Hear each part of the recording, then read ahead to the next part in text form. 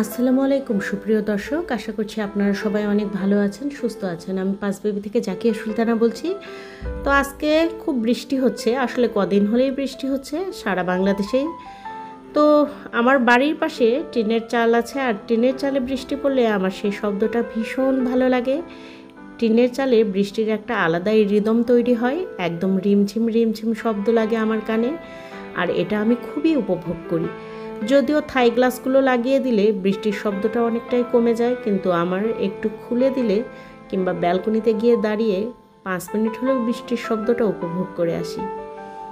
তো বন্ধুরা, আর বৃষ্টির দিনে মুচমুচে খাবারগুলো খেতে খুবই ভালো লাগে। আমার ছোট ছেলেটা ফলমূল একদমই খেতে চায় না।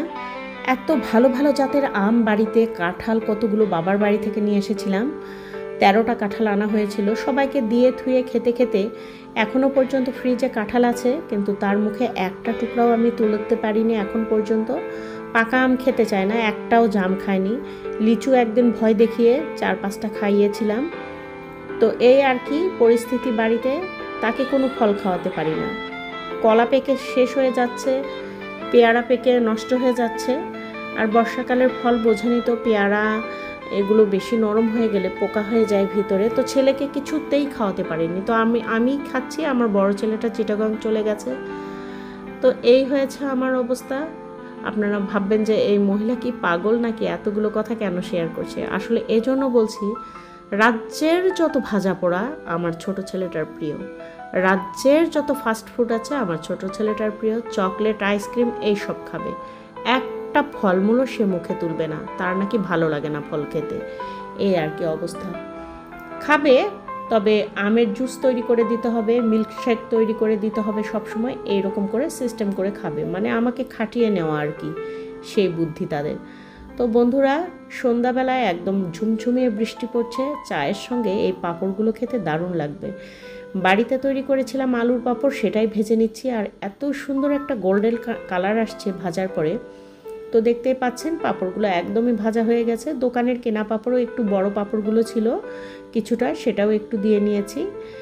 আজকে ওর বাবা নেই এখানে, মানে বাইরে নাস্তা করবে, এখানে নাস্তা করবে না আমাদের সঙ্গে। আমি আর আমার ছোট ছেলেটাই এই নাস্তাটা করব। একটু বেশি করেই ভেজে নিচ্ছি, পরে একটু বয়ামে রেখে দিব। বর্ষার মৌসুম, যে কোনো টাইমে একটুখানি বের করে নিয়ে মুখে দিলে বেশ মজা লাগবে। এরকম মুচমুচে টাইপের খাবার খেতে বর্ষাকালে ভীষণ ভালো লাগে। তো বন্ধুরা, একদম মুচমুচে করে সুন্দর গোল্ডেন কালার করে ভেজে নিয়েছি, দেখেই তো লোভ হচ্ছে। বাড়িতে তৈরি করে রাখা ঝাল মশলাটা উপরে আস্তে করে সুন্দর করে ছড়িয়ে দিব একটু। দারুণ সুস্বাদু এটার ফ্লেভার। আপনারা যদি চান আমি রেসিপি আকারে দিয়ে দেব নিশ্চয়ই।